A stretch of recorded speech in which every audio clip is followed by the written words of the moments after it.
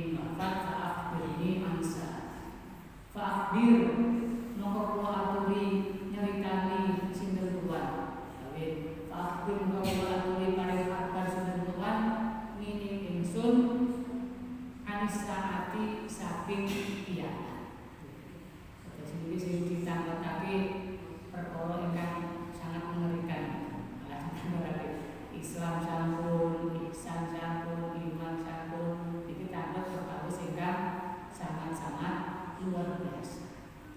Akhirnya wekdal nalikane tiyang mau tangkep ngene Kanjeng Nabi Rasulullah kala jawab sinten Rasul man mas'ul anha bi'alama minasail. Akhirnya Kanjeng Nabi matur ing lafaz man mas'ul anha bi'alama minasail. Man mas'ul ora ono utahe takoni anha saking as-sa'ah an mas'al as-sa'ah iku bi'alama iku luwih ngerti minasaili tinimbang wong kang.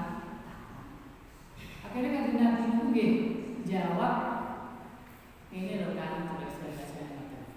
Jadi nek perkara kuwi iku wong sing sampean tekoki kira-kira ya ora luwih ngerti tinimbang wong sing takon. Artinya apa? Atasipun berarti antara Rasulullah selaku si mas'ul yang ditanyai sama laki-laki yang hadir di hadapan Rasulullah, meskipun Rasulullah kenal siapa orang laki-laki itu, ini pun juga sama-sama tidak mengetahui kapan itu yang namanya terjadinya as-sa'ah atau hari akhir. Jadi kiamat itu jadinya kapan? Sekelas Rasulullah, bahkan sekelas malaikat yang notabene adalah tangan kanannya Gusti Allah, orang kalsiana makhluk paling terdekatnya Allah, itu pun juga bahkan kekasihnya Allah pun itu tidak mengetahui kapan itu yang namanya hari akhir.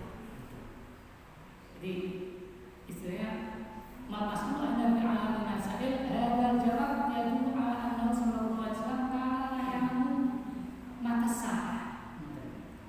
Jadi karena Rasulullah bermutas kata apa?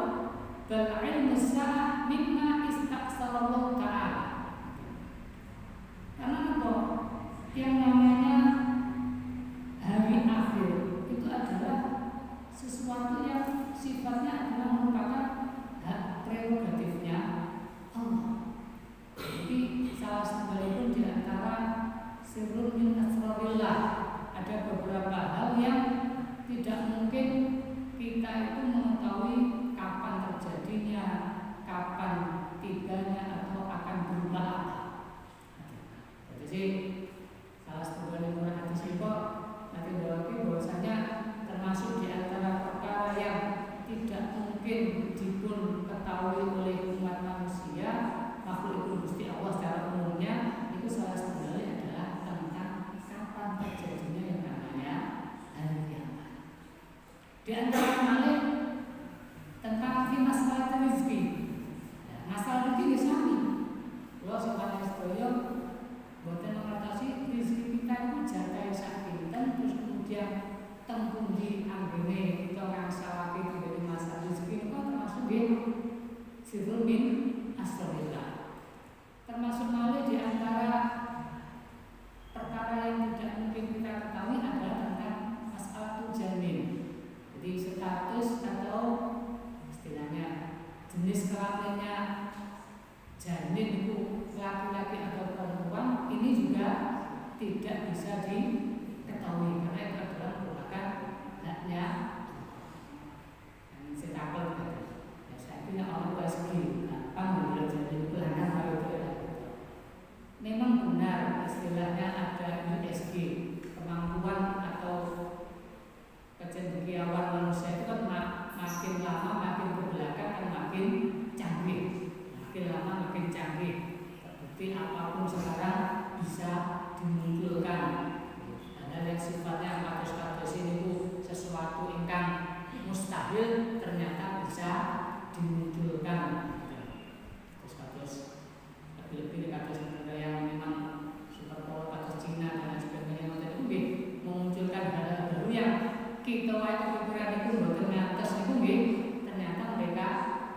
memunculkan itu, bisa memunculkan itu semua. Terus dan istilahnya ngecas HP itu ini udara lewat atas itu.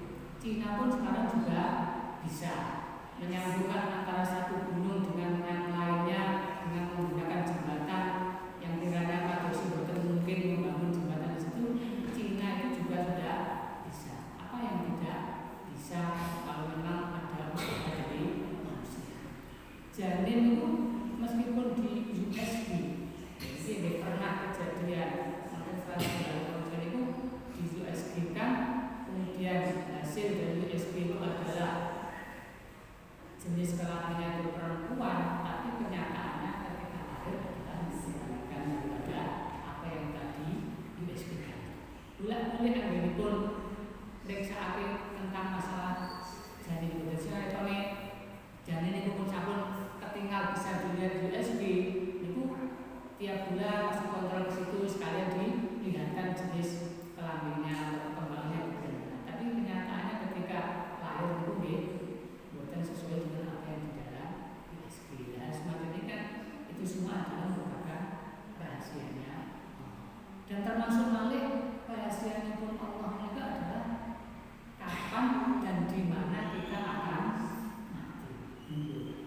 Kita tidak akan tahu kapan itu, terus di mana tempatnya, semuanya itu adalah merupakan rahasianya. Karena apa? Innallaha 'indahu 'ilmus sa'ah. Allah tahu karena yang mengetahui yang namanya hari akhir atau hal yang sifatnya keadaan-keadaan yang sifatnya itu menjadi rahasianya Allah, itu adalah semuanya hanya Allah saja yang mengetahui. Qala ta'ala saqulat fis samawati wal ard la ta'tikum illa baghtah. Bahasanya apa yang ada di muka bumi ini dan apa yang ada di langit yang semuanya adalah merupakan rahasianya Allah, itu tidak akan pernah sampai kepada kita kecuali dalam keadaan tiba-tiba. Jadi makanya kita selaku makhluknya Allah, tugas dan fungsi kita adalah hanya sekedar siap-siap. Perkara itu adalah tidak pernah kita ketahui kapan ini, kapan tahun ini. Dan yang paling penting pasti jatah jam semua wae budal. Nah, saya ini kan sakit toto-toto aku si udah macam kadang berikan sedang enak. Nah, ini bukan apa-apa, kemudian ternyata pokoknya butuh jatah setelah kemudian sampai di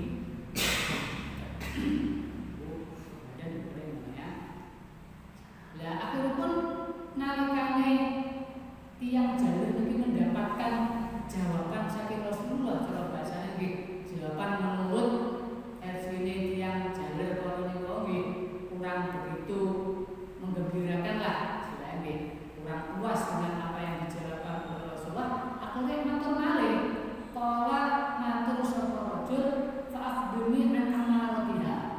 Ing lafaz fa'akhbirni an amaratiha. Fa'akhbir mongko kula aturi tali sing tuan Kanjeng Nabi, sinten panjenengan Kanjeng Nabi ing ingsun an amaratiha. Saking pira-pira tetembe as-saah. Kanjeng Nabi nyuwun sewu, mbok menawi jenengan iku boten ngertos pasti, dadi tese dari dina kiamat itu kapan. Iki nggih paling enggak tolonglah jenengan paling gambaran kira-kira tondo-tondone badhe kejadian kiamat itu pripun. Jadi kersane dalam artian mana tersiratnya apa yang diutarakan oleh laki-laki ini adalah tujuannya apa? Kersane para sahabat ingkang wonten ing lingkungan iku lan kita ingkang nderek midhanget hadis menika niku saged persiapan di saat terjadi yang namanya beberapa tanda yang tanda itu adalah merupakan datangnya yang namanya hari kiamat. Kalau akhirnya benar-benar bercangkir pola jawab sinten Rasul antalida al-amatu rabbata. Antalida al-amatu rabbata. ingkang salah setunggalipun antalidal anatu robbah. Antalida yaiku yen to arep nganakake utawa melahirkan sapa al-anatu sapa budak wadon mubahaken robbataha ing gustine anak. Jadi salah satu tanda yang pertama yang menjadi tandanya hari akhir, kejadian hari akhir itu adalah di saat ada yang namanya budak perempuan itu melahirkan sayyidnya atau istrinya.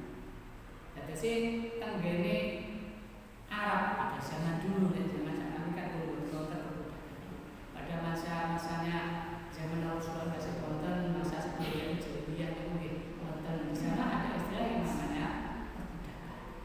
Jadi sih budak itu kan tergantung sayyidnya. Budak itu Indonesia kalau bahasanya saat ini kados beli alat untuk bekerja. Nek alat itu mau lebih canggih, lebih menghasilkan ekonomi, lebih profit, maka harganya akan lebih mahal dibanding yang biasa. Nah budak misalnya, keraton budak itu nanti dimiliki penuh kalian saya itu pun ingkang tumbas. Dan ini mungkin membuat terserah saya itu budak itu mau diapakan. Yang pasti budak itu adalah dalam rangka dipekerjakan oleh sayyidnya. Jadi bahasanya tadi konten sayyid, konten budak. Sayyid itu adalah yang membeli. Ini menjadi juragan lah kalau bahasa sayyid. Nah budak itu adalah jomosi ya bahasanya kalau Indonesia atau bahasa kasar ini.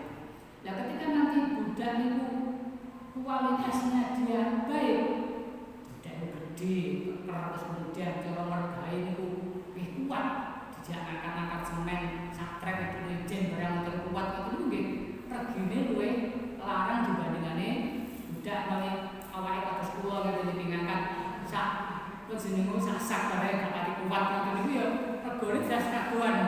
Jadi ada barang, ada cara bahasa Jawa niku ana rego loro. Ini barang yang sae kualitas baik nggih ada juga. Lah budak niku mboten namung jalan ngomong. Ya saya budak ya ini kan. Itu namanya adalah aman. Dan waktu wedoan barang itu. Dan itu sami tergantung tenggene sanite.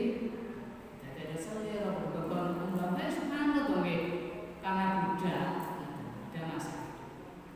Lah niki ketika nanti budak niku dibeli amat ini bahasanya kalau budak kalau amat ini ada perempuan. Ketika amat ini dibeli oleh sayyidnya, kemudian dia budak itu yang saya digauli oleh sayyidnya, terus kemudian itu dia akan melahirkan yang namanya anak, maka statusnya anak ini adalah tidak sama seperti ibunya. Kalau budak, kalau amat itu kan statusnya tidak merdeka. Tapi kalau anak yang dilahirkan meskipun ibunya statusnya bukan merdeka, ini nanti menjadi merdeka. Karena yang menggauli adalah dari sayyidnya yang statusnya adalah merdeka. Ya kok bisa istilahnya sayyid itu sampai lahirnya anaknya budak yang di situ nanti berhubungan dengan sayyidnya kok menjadi tanda kiamat itu apa? Ini saya bahasanya. Jadi bahasanya komunitas STI. Apa STI? Suami tanpa istri itu mulai zaman dia mulai bahasa itu. Waktu zaman saya itu, tidak orang kita dekat rumah yang kayak kucing gorengan. Jadi ada zaman dulu itu meskipun budak itu adalah miliknya sayyid, itu tidak sampai ya cara digaul itu bagaimana usaha agar tidak sampai melahirkan anak. Paling tidak karena tugasnya adalah untuk membantu pekerjaan daripada sayyidnya. Nah, ketika di situ nanti yang namanya anak itu sampai lahir dari sayyid itu, maka statusnya anak tersebut itu nanti adalah menjadi yang namanya merdeka. Dan ini, demikian, kenapa di situ nanti keberadaan anak itu akan menjadi yang namanya tanda daripada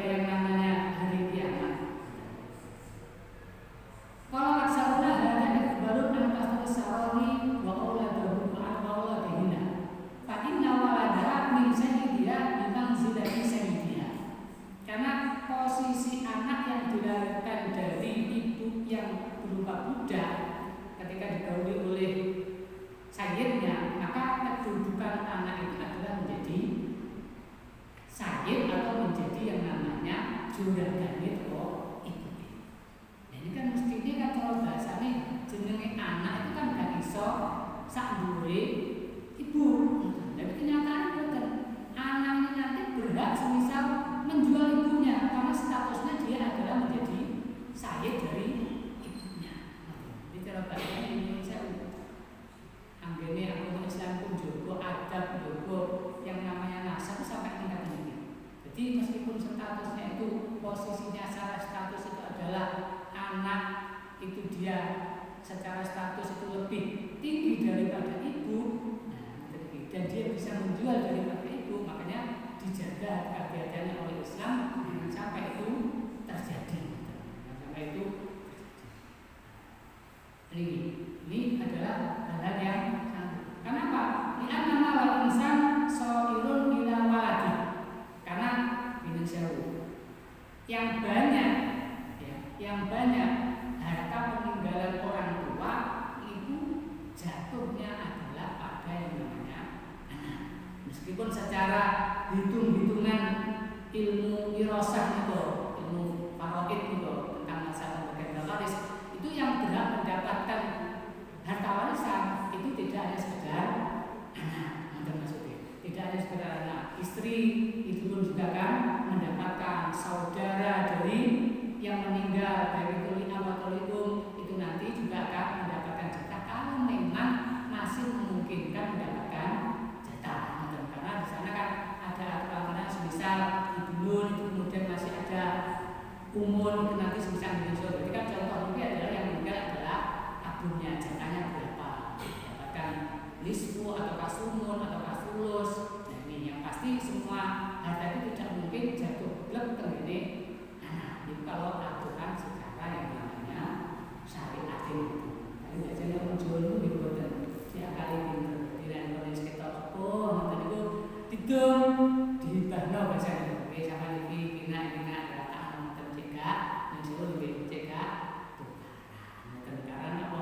Kadang syariat itu pun bener, kadang itu semua kondisi mungkin saya akan mengerti. Kejadian saya meter, tidak kali disuruh hadapun saya lanang itu mestinya dua kali lipat bagiannya itu. Jadi di sini itu malas masalah aku, kok kakak masih mulai kakek, dan itu karena kan aturan ini adalah kan. Jadi ketika di situ nanti, mengapa di situ nanti anak itu anaknya sayyid, anaknya yang namanya budak itu budak kedudukannya akan menjadi sayyid karena harta orang tua itu yang banyak akan jatuh pada anak. Wakila ma'anahu al-anak yalidna al-muluk fatakunu min jumlati ra'yati. Maksudnya bersama. Jadi ketika anak itu dilahirkan oleh budak, meskipun ibunya budak, maka di situ nanti anak itu akan menjadi yang namanya majikan.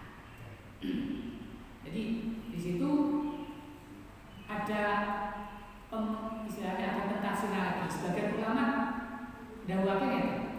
Wa yahtamilu an yakuna al-ma'na an-nasab saw yastawidu jariyah waladan wa yabimuha fa yakulu al-waladu wa yashtari umma binallah. Jadi kata gambarannya itu mengapa sampai ini menjadi tanda-tanda hari akhir. Ketika sayyid itu membeli yang namanya budak perempuan, terus kemudian digauli lahirlah seorang anak. Dan ketika sayyid ini sudah istilahnya bosan kalau budak itu didol, monggo didol karena gak dibutuhkan. Nah ini keberadaan anak yang dilahirkan oleh si budak perempuan tadi, ini kan suatu saat dia milik kalau budak yang dijual sama saya tadi, ya maksudnya milik itu pengen nunggu dituku. Ya ketika sudah dibeli sama anaknya sendiri, yang saya bilang digauli, karena statusnya sah. Jadi makanya cara kita bayangkan berarti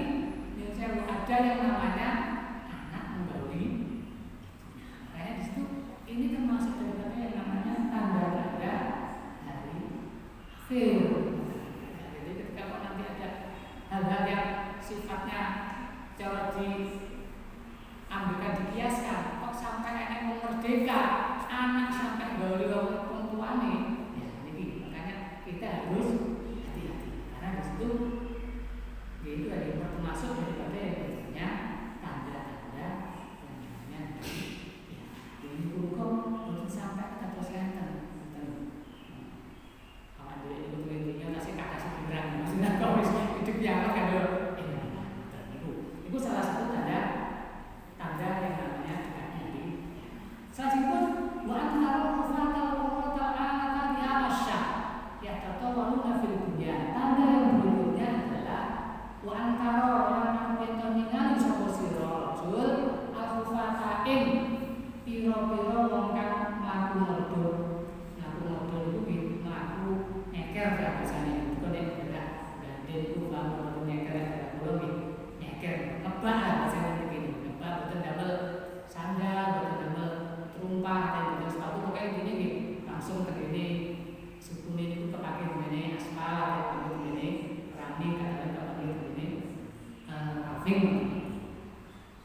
al-muwaka kang modho kudu boten damel pakaian karo sopir al-alata kang modho pikir bina asyai kang modho angon ya kata waruna hale bodho duwe-duwe sapa al-wafat al-wafat al-alah iku fil dunyani ing dalem pira-pira tanda.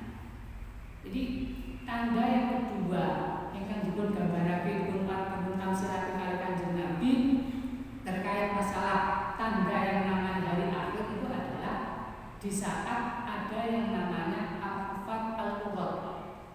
Sinten niku? Dene saya itu diterangake qaulul al-alah. Qaulul al-alah hum al-fuqara. Iku sing ngene itu niku ana baca lafadznya hum al-fuqara wa a'il al-fakir wal 'ailatu al-faqru.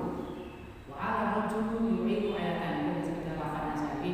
'Ala itu mudhari'nya adalah ya'ilu kemudian aslinya adalah ayat. Aiftaqara. Niki wa ma'nahu anna ahlul badiyah wa asbabun min ahlil hajah wal faqah yataraqqawna fil dunya. Wa dunya tuksatu lahum hatta yatabahu fil dunya. Jadi tanda yang nomor kali sebagai tanda dekat hari kiamat itu adalah di saat kita itu mandi orang wong fakir padahal fakir itu statusnya adalah masih di bawahnya miskin. Jadi nek fakir itu tenggene fikih itu man laisa indahu kasbun wa laisa indahu yang namanya furusun. Jadi orang yang di situ tidak punya yang namanya mata pencaharian, juga tidak punya yang namanya uang sama sekali. Dan miskin itu adalah man indahu kasbun wala yakfi ani iyali. Nah, miskin itu adalah orang yang di sana dia punya pekerjaan tapi tidak mencukupi untuk kebutuhan keluarganya. Jadi umpamanya nanti keluarganya itu dalam satu hari cara di kota itu untuk kebutuhan normal ya pakai penanganannya memang beda anak yang itu pengeluarannya kurang lebih 50.000 semisal. Ternyata dia usaha dia bergambar tapi ternyata hasilnya cuma 25.000 semisal karena memang karyawan lepas ataupun juga pekerja keras seperti itu.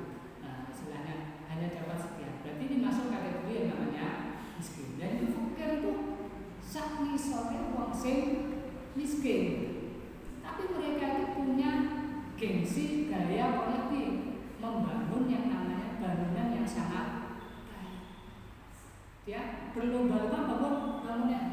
Ya, kok iso mangan yang iso lho saat ini gampang Pak. Saat ini gampang. Ambil pokoknya dengan di salunggar di sekolah dan pinter ini iso Pak teko duit-duit. Jadi kertas itu malah pinter kalau pinter kertas itu dibangun wong kan ya sakit. Enten surat siji mboten nomor dilebok-lebok ngoten. Nah, kayak dinone narik atau kayak dilari tempat adanya gol-gol dari sing telu dikete tugas ngakeh ini ya. Tapi ya rada mikir dulu misalnya orang-orang podcast ini tarik. Dan ini itu ketika ternyata ada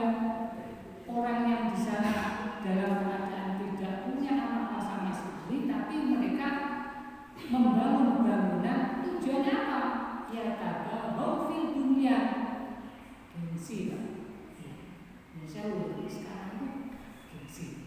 Nah sekarang yang saya udah ya sekedar akan mendekati ke sini ini dengan yang saya udah kakak yang itu dulu dan dia dilakukan sebenarnya.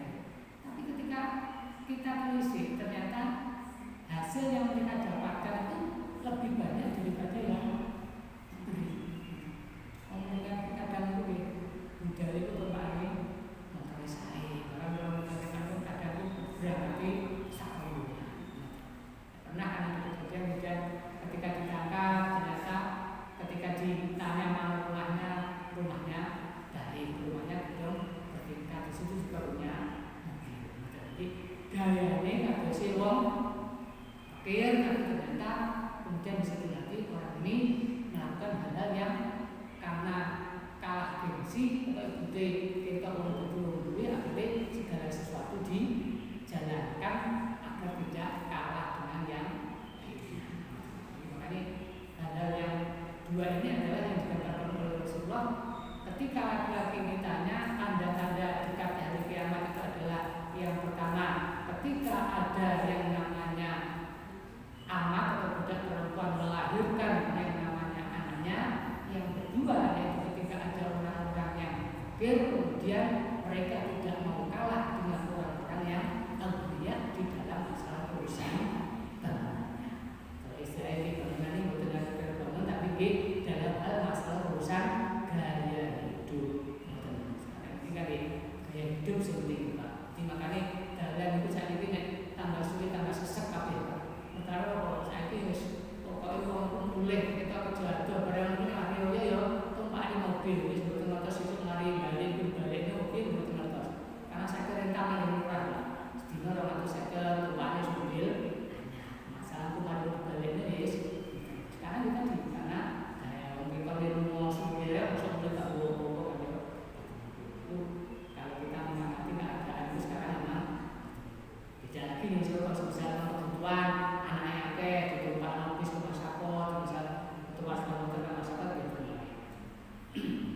akhirnya setelah laki-laki ini merasa puas tanya-tanya Rasulullah, kemudian dia sampai mendapatkan jawaban yang enak dari Rasulullah, akhirnya sunan talaqah nuli kari-kari budalan atau menghindar ingkir sapa rajul fala bisa mongko nuli meneng sapa Rasul malian ing dalem waktu sedih. Niki dawuh fala bisa malian iki wonten keterangan kali. Dadi sing ngeten.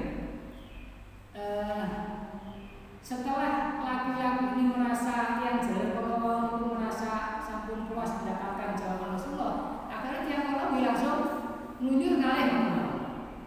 Pamit betul apa dan bahasa Indonesia betul terang. Soalnya dia ngalih. Terus akhirnya ketika laki-laki ini sampun ngalih, akhirnya Rasulullah kendel sekejap.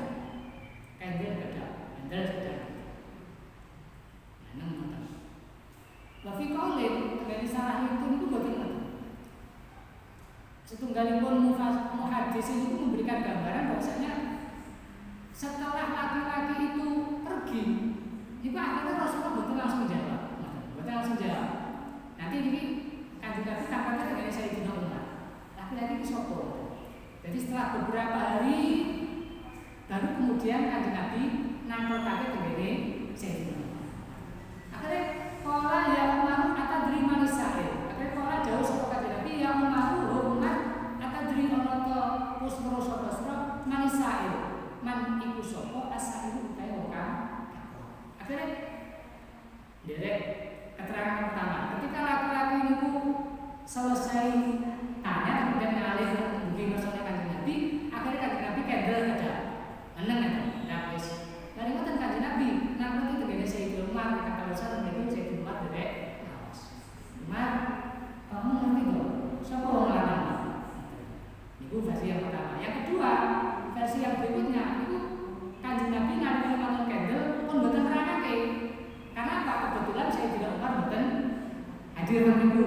Jadi setelah beberapa hari jeda, beberapa hari sebagian cara nerangake 3 hari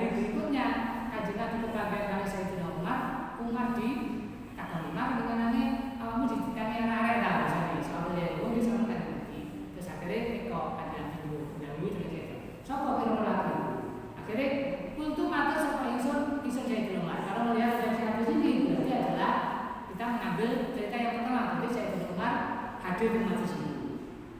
Allah wa Rasul a'lam ing dawuh aku ing lafal Allah wa Rasul a'lam. Allah ta Gusti Allah wa Rasul lan utusane Allah iku alami kuwe. Ngapunten kan Nabi kula nggih boten kenal kalih tiyang jalan niku nggih boten ngertos sinten tiyang jalan niku. Mestine panjenengan kalih Gusti Allah ingkang ngagung ngertosi pinten-pinten itu tiyang jalan niku sinten. Akhirnya ketika mendapatkan jawaban ngoten saking Sayyidina Umar, qala dawuh sapa Rasul fa innahu maka satene rajul iku Jibril iku malaikat Jibril. Iku mau malaikat Jibril. Jadi sing ngoronan kene iku adalah malaikat Jibril. Jadi para sahabat kalau jadi malaikat Jibril ya tak yo musofa lah ya enak. Karena tidak tahu para sahabat itu bahwasanya yang datang itu adalah bukan orang biasa yang seperti selama itu mereka. Jadi orang sahabat-sahabat yang rodok bundel barang itu jadi kaget gitu. Jadi ya segala awalnya sopor untuk langsung buka-buka wae kan tidak sopane nanti sempat kaget nek kalau didhawuhkan nanti bahwasanya yang datang ke ngene sampai kabeh ini kalau ngaji ini adalah malaikat Jibril. Jadi kan nanti nggih diterangno cek kersane mboten dados timbul istilah itu drama-drama yang sahabat Jibril boleh akan teko sapa Jibril atau teko sapa Jibril kum ing sira kabeh yu'allimu hale ngilangi sapa Jibril kum ing sira kabeh dina kum ing agama sira kabeh. Jadi tujuane Jibril rene nganggone aku itu adalah dalam rangka cek muai tambahan pengertian nganggone jangan kabeh. Kenapa? Yang dikatakan oleh malaikat Jibril itu ada sesuatu yang sangat luar biasa, semuanya berhubungan dengan masalah agama. Kalau nasi kalau kabinet di bagian saya boleh beli makan bukan kan begini. Kalau kan nggak pakai orang kabinet, nggak pakai orang butuh, kita tambah murah, tambah kan karena semuanya kan ada satu tentang masalah Islam, masalah iman, masalah ihsan, bahkan sampai kapan dulu ini hari akhir. Dari akhir persane sakit sebagai iktibar dalam para sahabat sekali itu tujuannya malaikat Jibril adalah persane para sahabat itu atau manusia itu sami persiapan bahwasanya keadaan semacam ini adalah menjadi tanda-tanda akan datangnya yang namanya hari akhir. Jadi tujuannya malaikat Jibril itu semuanya adalah sebagai namanya taklim. Jadi sebagai taklim, sebagai pemberitahuan apa yang dinamakan dengan hal-hal tersebut, baik Islam, iman, ihsan maupun dan lain sebagainya. Jadi kesemuanya ini adalah hal-hal yang sangat luar biasa yang terjadi antara sahabat dan padahal yang sebetulnya hasilnya dari kejadian yang ada daripada Kanjeng Nabi dengan malaikat Jibril tadi. Kata kalau ini bagaimana posisi daripada yang namanya guru dan murid, kemudian bagaimana adabnya antara murid dan guru ketika bertanya itu bagaimana. Jadi malaikat Jibril nalikone meskipun malaikat Jibril membenarkan apa yang dijawaban dari Kanjeng Nabi kan tidak pernah di tengah-tengah ketika Kanjeng Nabi nerangin kemudian malaikat Jibril nyala jawab kan betul. Jadi ditunggu sampai tuntas penjelasan dari guru baru kemudian yang namanya malaikat Jibril tampil naik. Oke, ada yang terjadi antara Kanjeng Nabi kemudian malaikat Jibril dan para sahabat.